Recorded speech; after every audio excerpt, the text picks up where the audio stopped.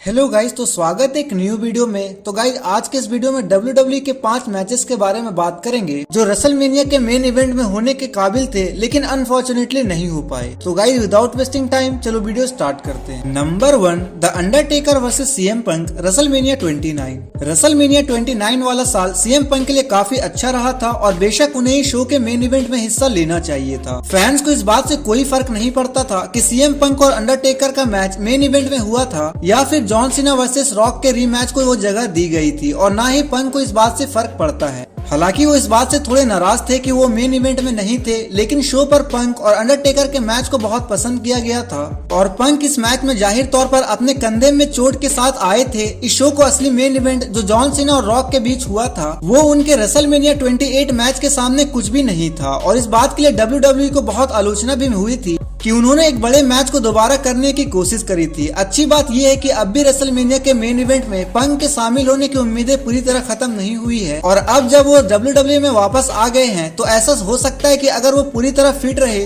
तो 2025 के रेसलमेनिया 41 के मेन इवेंट में स्लॉट में उनका नाम जरूर होगा। Number 2, Bret Hart versus stone cold Steve Austin WrestleMania 13। हालांकि रेसलमेनिया 13 का WWE प्रोडक्ट काफी फेमस हो चुका था, लेकिन इस शो का मेन इवेंट इस प्रोडक्ट के फ्यूचर को अच्छे से नहीं दिखा पाया था। द अंडरटेकर और सेट ने एक बोरिंग मेन इवेंट मैच किया था और इस मैच का बिल्डअप भी अच्छा नहीं था और ना ही कार्ड पर इतने खास पोजीशन पर रखने के लायक था। सभी लोगों का यही मानना था कि शो के मेन इवेंट में ब्रेट हार्ट और स्टोन कोल्ड स्टीव ऑस्टिन का क्लासिक मैच होना चाहिए था। इन दोनों आइकन्स का सामना एक सबमिशन मैच में हुआ था और ये मैच केवल अपने क्वालिटी के लिए नहीं जाना जाता, बल्कि इस मैच से एटीट्यूड एरा की एक अनऑफिशियल शुरुआत भी हुई थी और इससे stone cold Steve Austin pro wrestling के सबसे बेहतरीन रेसलर में से एक के तौर पर उभरे थे। Number 3, Kurt Angle versus Rey Mysterio versus Randy Orton WrestleMania 22। पहले ऐसा माना जाता है कि अगर एक रेसलर एनुअल रॉयल रंबल जीत जाता तो उसे रेसलमेनिया का मेन इवेंट स्लॉट मिलता था, लेकिन 2006 में रॉयल रंबल के विजेता रे मिस्टीरियो ने शो के मेन इवेंट में हिस्सा लिया और इसकी जगह उन्हें कर्ट एंगल और ऑर्टन के खिलाफ वर्ल्ड टाइटल के लिए 9 मिनट्स का मैच दिया गया था। हालांकि इस टाइम लिमिट से मैच पर कोई असर नहीं पड़ता, लेकिन ये 9 मिनट एक्शन से भरपूर एक मैच था और अगर इस मैच को शो के मेन इवेंट में डाला जाता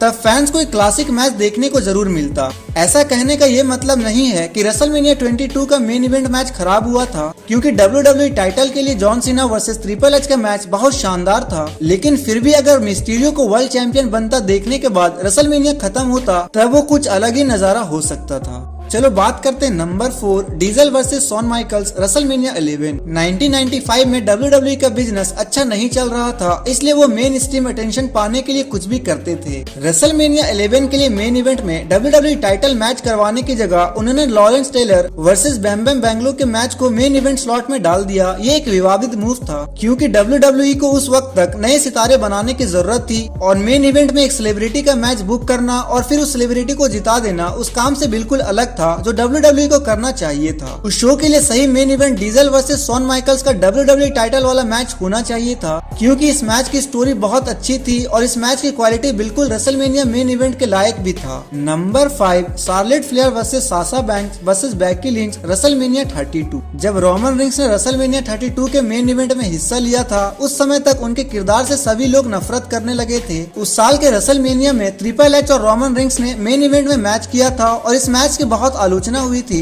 क्योंकि फैंस उस वक्त रोमन रिंग्स से नफरत करने लगे थे और उन्हें इस मैच में कोई दिलचस्पी नहीं थी। WWE के पास इस रेसलमेनिया के मेन इवेंट में कोई नई और खास चीज करने का एक अच्छा मौका था, और ऐसा तब हो सकता था जब वुमेन्स डिवीजन को सेंटर स्टेज पर लाया जाता। इस शो का सबसे शानदार मैच वुमेन्स टाइटल के लिए शार्लेट, साशा बैंक और बेकी लिंच के बीच हुआ एक ट्रिपल थ्रेट मैच था, और इन 3 महिला रेसलर को मेन इवेंट में देखना एक बहुत बड़ी बात हो सकती थी। अगर ऐसा कुछ होता तो शायद WWE इस मैच का फिनिश भी बदलना चाहती और बैंक्स जो उस वक्त बहुत ज्यादा फेमस थी उन्हें इस मैच और टाइटल्स का विनर बनाती, जो रेसलमेनिया को खत्म करने का एक शानदार तरीका हो सकता था।